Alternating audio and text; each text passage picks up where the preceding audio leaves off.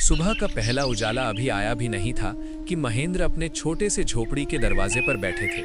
उनके हाथ में एक कागज था जो उनकी उंगलियों से लगभग छूटने वाला था।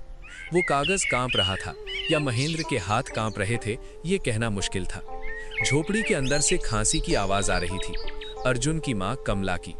उन्हें पिछले 6 महीने से सांस की तकलीफ थी और दवाई के पैसे ना होने की वजह से इलाज बंद हो गया था। हे राम, ये कैसा समय आ गया। 40 साल से इसी मिट्टी में पसीना बहाया, आज वही मिट्टी मुझे निगलने पर आमादा है। अर्जुन अपने पिता की ये हालत देख रहा था। वो दरवाजे के पीछे खड़ा था। उसकी आंखों में नींद नहीं बल्कि एक ऐसा दर्द था जो सिर्फ वही समझ सकता था जिसने अपने माता पिता को टूटते देखा हो। अर्जुन ने गहरी सांस ली और बाहर आया।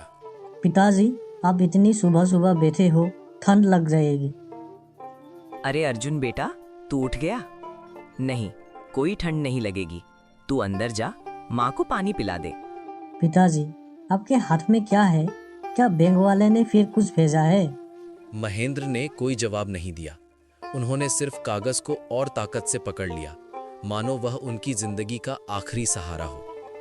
अर्जुन ने धीरे से अपने पिता के हाथ से वह कागज ले लिया।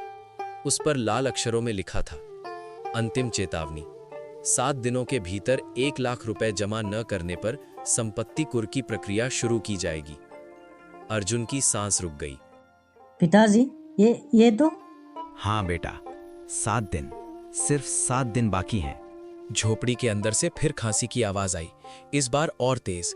अर्जुन और महेंद्र दौड़ते हुए अंदर गए। कमला जमीन पर बैठी थी, सांस लेने के लिए संघर्ष कर रही थी। कमला, क्या हुआ तुम्हें? कुछ नहीं, बस सांस थोड़ी तेज चल रही थी। माँ, आप लेट जाइए, मैं पानी लाता हूँ। अर्जुन ने माँ को पानी पिलाया। उसकी आंखें भर आईं जब उसने देखा कि उसकी माँ की हालत कितनी खराब हो गई है। उसके गाल धंस गए थे, आंखों के नीचे काले घेरे थे। बेटा सुन, मैंने फैसला कर लिया है। तू कल शहर चला जा, तेरे मामा के पास रहना, वहां तुझे काम दिलवा देंगे। पर पिताजी, मेरी पढ़ाई अब नहीं होगी बेटा, जिंदगी बचानी है, तेरी माँ की जान बचानी है, इस झोपड़ी की छत बचानी है। नहीं पिताजी, मैं नहीं जाऊंगा, मैं वही रहूंगा, मैं कुछ करूंगा। क्या करेगा? तू क्या करेगा? तेरे पास डिग्री है, अनुभव है, तू तो सिर्फ एक किसान का बेटा है। ये सुनकर अर्जुन के मन में कोई गुस्सा नहीं आया, बल्कि एक गहरा दर्द उतर गया। उसने देखा कि उसके पिता की आंखों में भी आंसू हैं। वो गुस्सा नहीं बल्कि बेबसी थी। माफ करना बेटा, मैं तुझे डांटना नहीं चाहता था, लेकिन हकीकत यही है, हम गरीब हैं, हमारे पास चुनाव नहीं है। पिताजी, आप मुझे 1 हफ्ता दीजिए, सिर्फ 1 हफ्ता। अगर मैं कुछ नहीं कर पाया तो मैं खुद शहर चला जाऊंगा। 1 हफ्ता? बेटा 1 हफ्ते में क्या हो जाएगा? चमत्कार हो जाएगा। हो सकता है पिताजी, हो सकता है। महेंद्र ने सर हिलाया और चुपचाप बाहर चले गए। अर्जुन वहीं खड़ा रहा। उसकी मुट्ठियां भिंच गईं। उसने मन ही मन प्रण किया, मैं हार नहीं मानूंगा, किसी ना किसी तरह मैं अपने परिवार को बचाऊंगा। अर्जुन तालाब के किनारे बैठा था। आसमान में बादल छाए हुए थे, मानो उसके मन की उदासी को प्रतिबिंबित कर रहे हों। तालाब का पानी शांत था, लेकिन अर्जुन का मन तूफान था। उसने आंखें बंद की और भगवान से प्रार्थना करने लगा। हे भगवान, मैंने कभी तुमसे कुछ नहीं मांगा, कभी अमीर बनने की इच्छा नहीं की, कभी बड़ा घर गाड़ी नहीं चाहिए, लेकिन आज मैं मांगता हूँ, मेरे पिता का कर्ज माफ कर दो, मेरी माँ को स्वस्थ कर दो, बस इतना ही। मैं तुम्हें क्या दे सकता हूँ? मेरे पास तो कुछ भी नहीं है, सिवाय इस विश्वास के कि तुम हो। अर्जुन की आंखों से आंसू गिरने लगे। वो रो रहा था, लेकिन आवाज नहीं निकाल रहा था। सालों की दबी हुई भावनाएं, गरीबी का दर्द, अपने माता पिता को परेशान देखने की पीड़ा, सब कुछ बाहर आ रहा था। तभी एक अजीब घटना हुई। सामने तालाब के किनारे, पानी के ठीक किनारे पर एक पुरानी सी किताब पड़ी थी। किताब आधी पानी में थी, आधी बाहर। अर्जुन को लगा कि कोई ये किताब फेंक गया होगा। उसने चारों तरफ देखा, कोई नहीं था। ये किताब कहाँ से आई? यहाँ तो कोई आता भी नहीं है इस समय। ब्रह्मांड की रहस्य, क्या मतलब? अर्जुन ने किताब को अपने कुर्ते में छिपा लिया और घर की तरफ चल पड़ा। रास्ते में उसका दिल तेजी से धड़क रहा था। उसे नहीं पता था कि यह किताब क्या है, लेकिन कहीं गहराई में उसे लग रहा था कि यह कोई संयोग नहीं है। अर्जुन सीधे घर नहीं गया। वह गांव के बाहर खंडहर मंदिर के पास वाले बड़े पीपल के पेड़ के नीचे बैठ गया।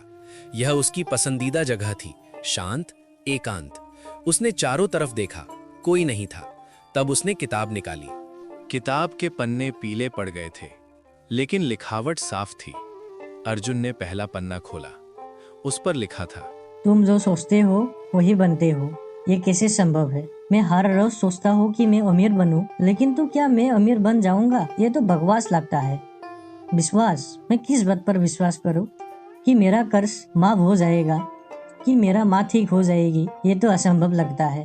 डॉक्टर ने कहा था माँ का इलाज महंगा है। बैंक वाले ने कहा कोई रिश्वत नहीं मिलेगी। फिर मैं कैसे विश्वास करूं? गांव की संकरी गलियों से गुजरते हुए अर्जुन ने देखा कि लोग उसे अजीब नजारों से देख रहे हैं। कुछ फुसफुसा रहे थे।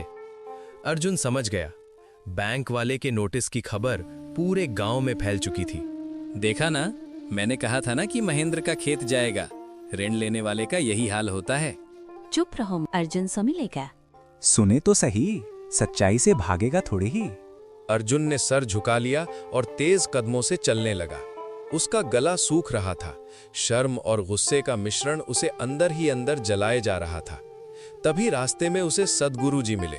सद्गुरुजी गांव के सबसे बुजुर्ग और सम्मानित व्यक्ति थे। उनकी उम्र 80 साल से ऊपर थी, लेकिन आंखों में एक अद्भुत चमक थी। अर्जुन बेटा, जल्दी में हो क्या? प्रणाम सद्गुरुजी। नहीं, बस घर जा रहा हूँ। तेरे चेहरे पर भारी बोझ है बेटा। क्या बात है? क्या मैं मदद कर सकता हूँ? पर सद्गुरुजी, कुछ समस्या इतनी बड़ी होती है कि सामना करना मुश्किल हो जाता है। समस्याएं तो सबके जीवन में आती हैं बेटा, पर उनका सामना करने का तरीका ही इंसान को बड़ा बनाता है। अर्जुन ने सद्गुरुजी की बात सुनी, लेकिन उसे समझ नहीं आया। उसने विनम्रता से सिर झुकाया और आगे बढ़ गया। सद्गुरुजी उसके पीछे देखते रहे। उनकी आंखों में एक रहस्यमयी चमक थी। अर्जुन का कमरा असल में झोंपड़ी का एक कोना था, जो बांस की चटाई से अलग किया गया था। वहां एक चटाई बिछी थी, एक पुराना तकिया और कुछ किताबें। अर्जुन दिया जलाकर बैठा था। उसने फिर से वो किताब निकाली। अर्जुन ने दूसरा पन्ना फिर से पढ़ा। विश्वास सबसे बड़ी शक्ति है। ये वाक्य उसके दिमाग में गूंज रहा था। उसने आंखें बंद की और सोचने लगा, क्या मैं विश्वास कर सकता हूँ? क्या मैं विश्वास कर सकता हूँ कि 7 दिन में 1 लाख रुपया आ जाएंगे? क्या मैं विश्वास कर सकता हूँ कि मेरी माँ ठीक हो जाएगी? ये तो पागलपन है। लेकिन अगर मैं विश्वास नहीं करूँगा तो फिर कोई उम्मीद ही नहीं बचेगी। अर्जुन ने तीसरा पन्ना खोला। उस पर लिखा था, कृतज्ञता में किस बात के लिए आभारी हो? मेरे पिता कर्ज में डूबे हैं, मेरे माँ बीमार है, मेरे पढ़ाई छूटने वाली है, हमारा खेत जाने वाला है। मैं किस बात के लिए शुक्रिया अदा करूं? अर्जुन ने आंखें बंद की। उसने सोचना शुरू किया। उसकी माँ हालांकि बीमार थीं, लेकिन आज भी उन्होंने उसके लिए रोटी बनाई थी। उसके पिता हालांकि टूट चुके थे, लेकिन आज भी उन्होंने उसे प्यार से बात की थी। उसकी छत हालांकि झोपड़ी थी, लेकिन बारिश से बचाती थी। शुक्रिया इस छत के लिए, शुक्रिया माँ बाप के प्यार के लिए, शुक्रिया इस सांस के लिए। जैसे ही अर्जुन ने ये शब्द कहे, उसे एक अजीब सी शांति महसूस हुई। वो तनाव जो उसके कंधों पर बैठा था, थोड़ा कम हुआ। उसने किताब को अपने सिरहाने रख दिया और सोने की कोशिश की। अर्जुन सुबह जल्दी उठ गया। उसे नींद नहीं आई थी। वह सीधे मंदिर गया।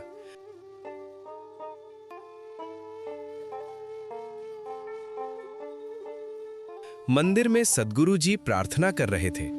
अर्जुन ने प्रणाम किया और एक तरफ बैठ गया। जब सद्गुरु जी ने प्रार्थना समाप्त की तो वह अर्जुन के पास आए। बेटा, तू आज फिर उदास लग रहा है। क्या तूने वह किताब पढ़ी? सद्गुरु जी, आपको कैसे पता? ब्रह्मांड ने मुझे बताया। तू मुझे सब कुछ बता, शायद मैं तेरी मदद कर सकूं। अर्जुन ने सब कुछ बता दिया। कर्ज, माँ की बीमारी, बैंक का नोटिस और वो किताब जो उसे तालाब किनारे मिली।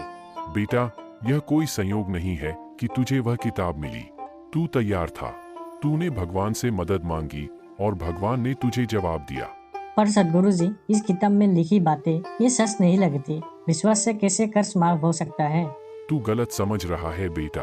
ब्रह्मांड कर्ज माफ नहीं करेगा। ब्रह्मांड तुझे कर्ज चुकाने का रास्ता दिखाएगा, लेकिन उसके लिए तुझे 3 काम करने होंगे। पहला, पूरा विश्वास। दूसरा, स्पष्ट कल्पना। तीसरा, निरंतर कृतज्ञता।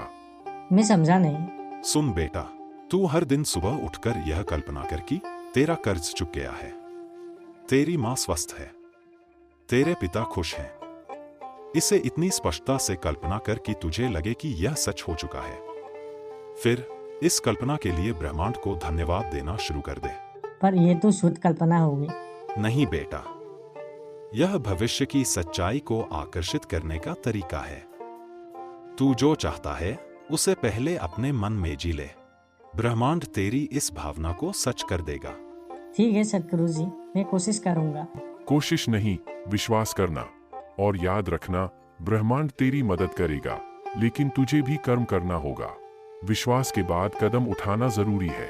अर्जुन सीधे खेत गया। खेत सूखा पड़ा था। टिड्डी दल ने सब कुछ चट कर दिया था। अर्जुन खेत के बीचों बीच खड़ा हो गया। उसने आंखें बंद की। मैं कल्पना करता हूँ मेरे कर्ज सूख गया है। बैंक मैनेजर खुश है, पिताजी के चेहरे पर मुस्कान है, माँ स्वस्थ है, वो खाना बना रही है, हमारा ये खेत हरा भरा है, पानी से लबालब है।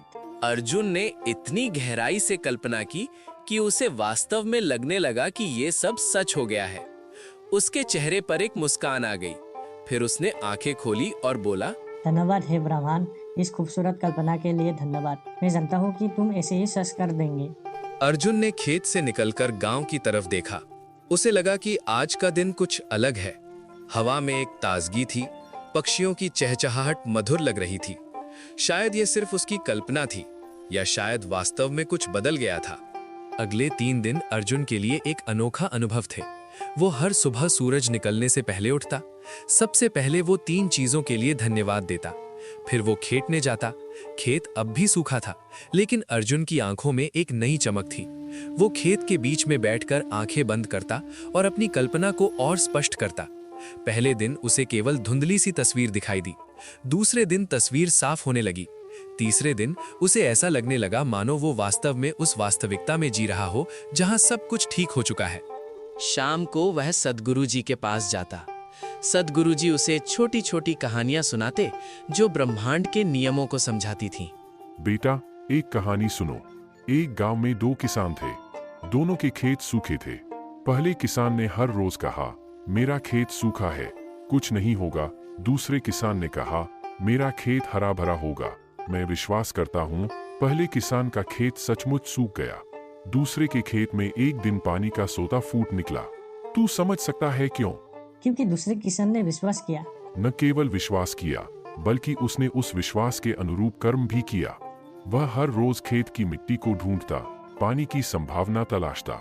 विश्वास ने उसकी आंखें खोल दी। चौथा दिन सुबह जब अर्जुन खेत से लौट रहा था, उसने देखा कि गांव में एक सफेद कार आई है। गांव में कार आना कोई आम बात नहीं थी। लोग इकट्ठा होने लगे। कार अर्जुन के घर के सामने रुकी। उसमें से बैंक मैनेजर शर्मा जी उतरे। महेंद्र सिंह, बाहर आओ। महेंद्र अंदर से निकले। उनके चेहरे का रंग उड़ा हुआ था। गांव के कई लोग इकट्ठा हो गए थे। जी शर्मा साहब, आइए अंदर आइए। साहब मेहरबानी करो, थोड़ा और समय दे दो। मैं किसी से उधार लेके। अंदर की जरूरत नहीं, यहाँ ही बात हो जाएगी, सब सुन ले। शर्मा साहब ने ऊंची आवाज में बोलना शुरू किया ताकि सब सुन सके। महेंद्र सिंह, तुम्हारा कर्ज 1 लाख रुपए है। 3 दिन बचे हैं, तैयार रहो। हम कल सुबह आएंगे कुर्की के लिए। साहब मेहरबानी करो, थोड़ा और समय दे दो। मैं किसी से उधार लेके। उधार? तुम्हें कौन उधार देगा? पूरा गांव जानता है कि तुम बर्बाद हो चुके हो। अर्जुन ये सब देख रहा था। उसका दिल तेजी से धड़क रहा था। वो सदगुरु जी की बात याद कर रहा था। विश्वास करो। वो आगे बढ़ा। शर्मा साहब, अरे ये तो महेंद्र का बेटा है ना, क्या कहना है तुम्हें? हम कल आपके पैसे दे देंगे। सब हैरान रह गए। गांव वालों में फुसफुसाहट शुरू हो गई। क्या बोला तू? कल 1 लाख रुपए? तुझे पता है 1 लाख रुपए कितने होते हैं? जी हाँ साहब, कल शाम तक हम आपके पैसे दे देंगे। अर्जुन चुप रहा, क्या बकवास कर रहा। अच्छा, तो तुम कल दे दोगे? ठीक है, मैं कल शाम 5 बजे आऊंगा।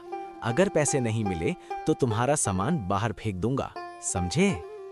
समझ गया साहब, कल शाम 5 बजे। शर्मा साहब हंसते हुए कार में बैठे और चले गए। गांव वाले अर्जुन के इर्द गिर्द इकट्ठा हो गए। अरे बच्चे, तूने क्या कर दिया?